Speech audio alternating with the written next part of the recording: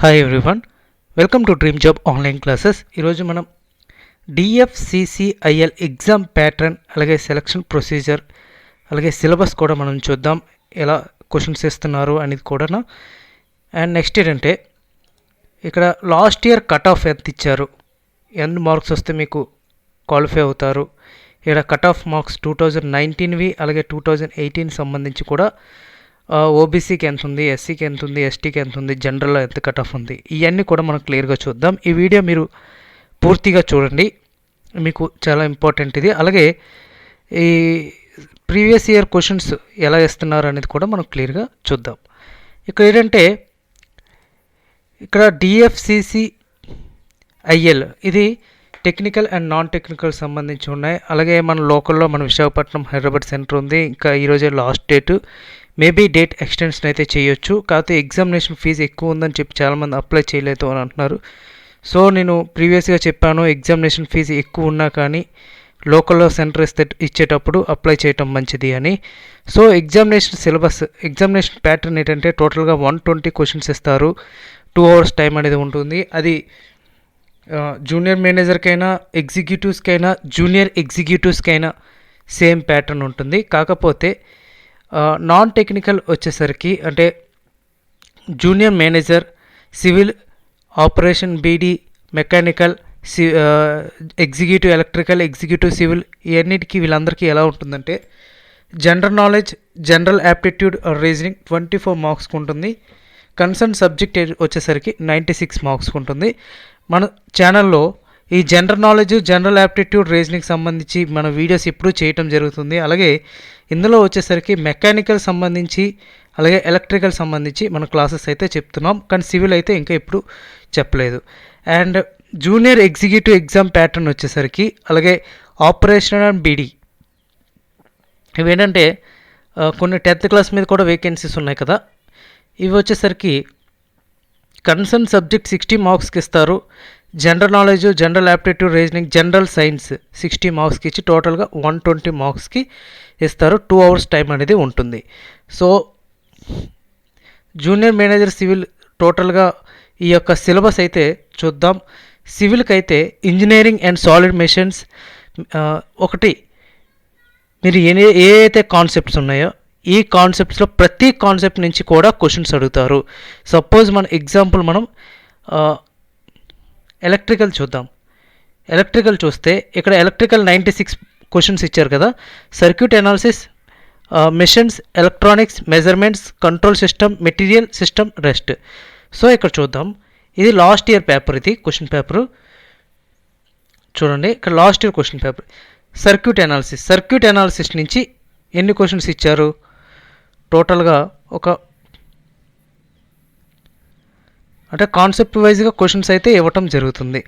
Circuit analysis నుంచి 20 above questions అయితే రావటం జరిగింది.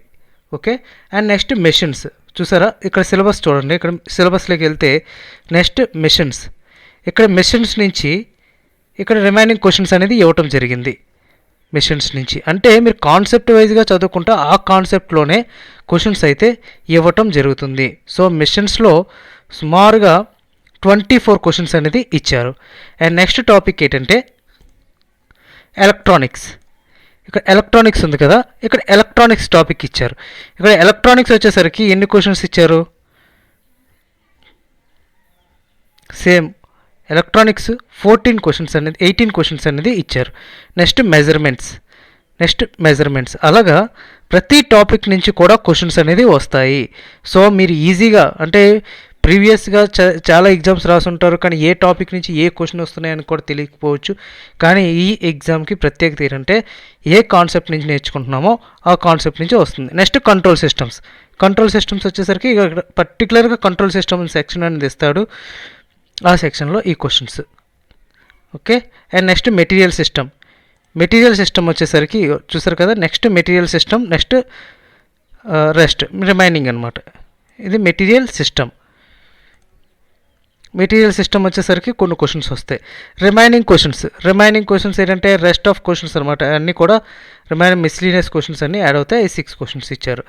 ఈ విధంగా ఎగ్జామ్ ప్యాటర్న్ అనేది ఫాలో అవుతూ ఉంటాడు. అది not only executive electrical or executive civil ఏదైనా కానీ ఇక్కడ ఏదైతే కాన్సెప్ట్స్ ఇచ్చాడో ఆ కాన్సెప్ట్స్ దాటి వెళ్ళడు. ఓకే, ఇక్కడ ఏదైతే క్వశ్చన్స్ టాపిక్స్ ఇచ్చారో ఆ టాపిక్స్లో నుంచే క్వశ్చన్స్ అడగటం జరుగుతుంది. అండ్ మెయిన్ ఇంపార్టెంట్, చాలామంది మన ఛానల్ ఫాలో అయ్యేది ఐటీఐ స్టూడెంట్స్, ఐటీఐ వాళ్ళు కాబట్టి ఐటీఐ జూనియర్ ఎగ్జిక్యూటివ్ ఎలక్ట్రికల్ వచ్చేసరికి ఇక్కడ general knowledge, numerical ability, general aptitude or reasoning, general science, ఇవి మనం టీఎంఎంకి సంబంధించి మనం ప్రీవియస్గా మనం డిస్కస్ చేసుకున్నాం. సో అవి మీరు కరెక్ట్గా ప్రిపేర్ అయితే సరిపోతుంది. ఇంకా ఎక్స్ట్రా మీరు 1% కూడా ప్రిపేర్ అవనవసరం లేదు. కేవలం నేను ఏదైతే వీడియోస్ పెట్టానో జనరల్ నాలెడ్జ్ కానీ న్యూమరికల్ ఎబిలిటీ కొన్ని ప్రిపేర్ అవ్వాలి, general aptitude and general science అయితే ఇంకా యాజ్ ఇట్ ఈజ్ మీకు ఇంకా ప్రిపేర్ అయితే సరిపోతుంది. ఇక్కడ electrical circuits and fields, signals and systems, electrical mechanism, machines, power systems, control systems, ఇవన్నీ కూడా మీరు ఎలక్ట్రికల్ టోటల్ 60 మార్క్స్ అనేది వస్తుంది. అలాగే సిగ్నల్స్ అండ్ టెలికమ్యూనికేషన్ ఇది కూడా సేమ్.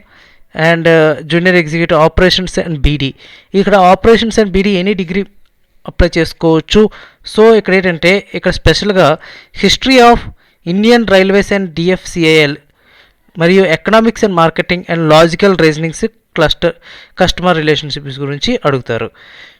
ఇది టోటల్గా సిలబస్. అండ్ కట్ ఆఫ్ చూద్దాం. కట్ ఆఫ్ వచ్చేసరికి ప్రతి ఇయర్ కూడా 120కి 100 అబవ్ కట్ ఆఫ్ అనేది ఉంటుంది. అంటే ఎగ్జామ్ అయితే చాలా ఈజీగానే ఉంటుంది.